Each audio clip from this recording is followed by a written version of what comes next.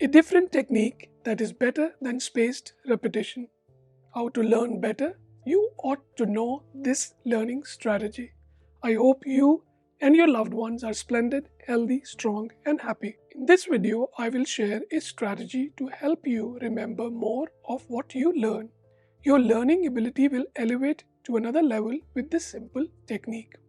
Why is it so hard to remember things? How can you remember and retain all the things you learn? How can you defend against forgetting the information you worked so hard to get? How can you store the knowledge you acquired so you can easily retrieve it exactly when you need it? You will get all the answers to these questions in this video. I'm sure you must have heard about the forgetting curve. To understand learning, you must understand how and why you forget what you learn. Here is a quick recap.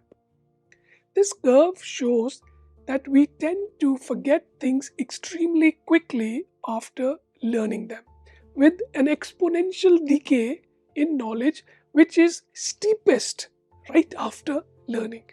This forgetting tapers off and the amount of knowledge forgotten lessens over time. Don't forget to watch the video on active recall techniques where I explain the forgetting curve. Check out the link in the description or at the end of the video. Our minds are like leaky buckets. However, most holes are near the top, so the water that remains at the bottom leaks out more slowly. What can you do so that we put information at the bottom of the bucket to reduce the leak? Fading knowledge impacts your productivity. You forget knowledge for three reasons: decay, that is, forgetting with time; interference, that is, overwriting old memories with new one; and third, forgetting clues. Some memories are inaccessible, but you haven't forgotten. It would be best if you had a clue like a key to a lock. Why do people use expressions like riding a bike or swimming like a fish to convey doing things effortlessly?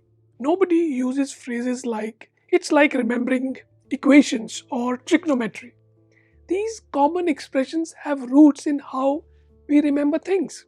Therefore, you need to understand the difference between declarative and procedural knowledge. Declarative knowledge pertains to facts, figures, steps, etc.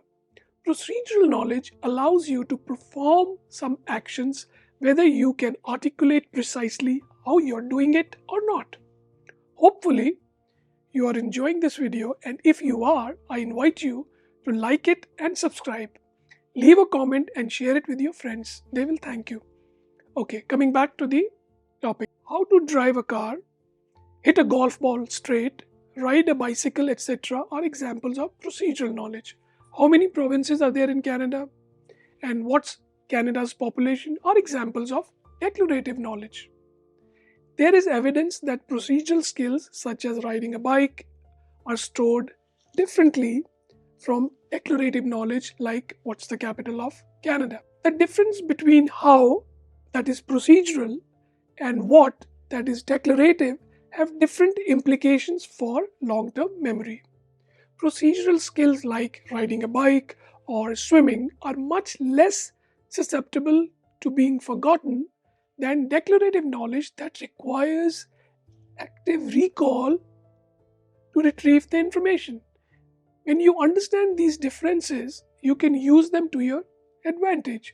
Most skills start with declarative but end up procedural as you practice. It is only possible to gain expertise if you convert declarative knowledge into procedural knowledge. Can you think of some examples of declarative to procedural transitions in your life? Learning to drive. Initially, I was so conscious as a new driver that I would memorize everything, including the routes. But now, everything happens unconsciously or automatically. I can never forget how to drive because procedural knowledge is stored differently in our brains. Another example that comes to my mind is learning how to type. First, I had to memorize the keyboard, but now I can type without looking at the keyboard. But If you ask me the location of each key, I may need help to tell you. One more example. I use shortcuts for editing videos in Final Cut Pro. When my hand is on the keyboard, I know where to hit. I will fumble if you ask me, tell me all the keyboard shortcuts. Do you see how declarative knowledge transforms into procedural knowledge, leading to expertise? Such procedural skills or knowledge is more potent and prolonged than declarative knowledge. Because procedural knowledge is stored longer, there is a valuable learning method and we must leverage its power. Whenever possible, think about transforming your declarative into procedural knowledge or skills. Instead of learning a large amount of knowledge and then trying to remember, you may want to perform or do certain core set of activities more frequently and stored for longer. If you're reading a book, try to create a summary of the book. Then after a week, create another summary. If you are learning software rather than just watching the instructional videos, start trying the software even before you're ready. If you want to improve your learning experience and remember more, include a component of procedural knowledge in your learning strategy. You will be amazed at your progress. Most skills we learned don't convert fully into procedural knowledge. Failing to develop procedural core skills can be a significant flaw in a learning effort. This technique works very well for me. I understand that some skills cannot be completely automated and will require some conscious thought. So, my strategy to remember more is to ensure that a certain amount of knowledge is converted from declarative to procedural knowledge before I conclude my learning session. I actively think about the strategy while learning anything. I spend extra effort to think about how to create procedural skills, which sometimes gives me clues to the knowledge I might have forgotten. Don't fill a leaky bucket. When you apply this technique, you put the information at the bottom of the bucket and reduce the leak and forgetting tapers off. This method also helps me to overcome the three reasons for forgetting, which are decay, interference, and forgotten. Clues. Transitioning from declarative to procedural knowledge is a technique that helps to build proficiency and confidence. But let me touch upon spaced repetition, which is quite popular. However, spaced repetition is not the focus of this video. If you care about long-term retention, avoid cramming much information in a narrow learning window.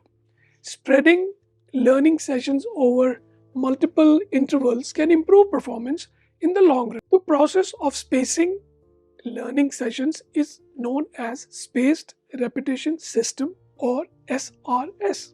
Spaced repetition system is a fantastic method for learning facts, figures, trivia, vocabulary, etc., which are all different forms of declarative knowledge. It is an excellent tool for students who need to memorize large amount of data. However, applying to the more complicated domain is difficult, which relies on complex information associations built only through real-world practice. You will appreciate why good players are bad coaches because they can't transfer their procedural knowledge to declarative knowledge. They know how to perform but cannot articulate how they do what they do so well. Your ability to transition back and forth between declarative and procedural will make you a good coach or an excellent teacher.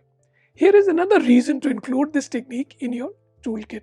There are many ways clever learners like you can apply the declarative to procedural knowledge transition. I hope you will be able to apply some aspects of this technique into your learning strategy. I hope this helps you very much. Thank you for your faith in my work. Give it a shot and let me know how you plan to use this new technique in the comments below. Thanks for watching. See you next time.